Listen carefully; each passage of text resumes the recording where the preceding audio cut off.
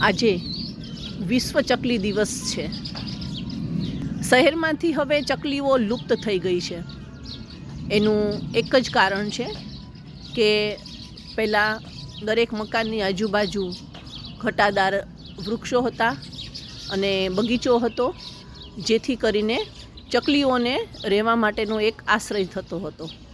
હવે બંગલાઓ અને આવા સરસ બગીચાવાળા મકાનો તોડી અને ત્યાં બહુમાળી બિલ્ડિંગ બનાવવામાં આવે છે અને એની આજુબાજુમાં મોબાઈલ ટાવર હોય છે, જે ચકલીઓને હવે જાકારો દઈ દે છે અને ચકલીઓને વસવાટ કરવા માટેનો એક પ્રશ્ન ઊભો થયો છે, જેથી કરીને ચકલીઓ લુપ્ત થઈ ગઈ છે।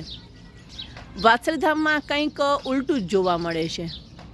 અહીંયા ચકલીઓ એટલી બધી છે કે સવારે 6-6:30 વાગ્યા અજવાળું થાય એટલે ચકલીઓ કલબલાટ, એટલો બધો કલબલાટ કરતી હોય કે આપણને એકબીજાની વાતો પણ ન સંભળાય।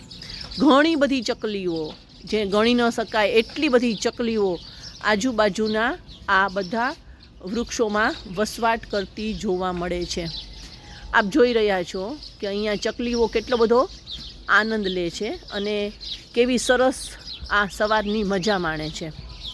આવો આપણે સૌ આ ચકલી દિવસ નિમિત્તે ચકલીઓને બચાવવા માટેની કોશિશ કરીએ અને ચકલીઓને વધુ વસવાટ કરી શકે, વધુ ચકલીઓ આવી શકે એવી કંઈક ચકલીઓના માળા સરસ બનાવી શકે એવી એને કંઈક સગવડતા આપીએ, વધુ વૃક્ષો વાવીએ, જેથી કરીને ચકલીઓ વસવાટ કરી શકે।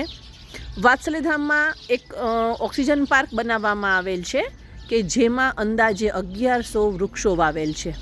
આ 1100 વૃક્ષો એટલા માટે વાવવામાં આવેલા છે કે જેમાં વધુને વધુ પક્ષીઓ વસવાટ કરી શકે અને એમનો ખોરાક પણ આ વૃક્ષોમાંથી મળી શકે। તો આપ જોઈ રહ્યા છો આ વાછરધામમાં ચકલીઓ કેવો આનંદ લે છે।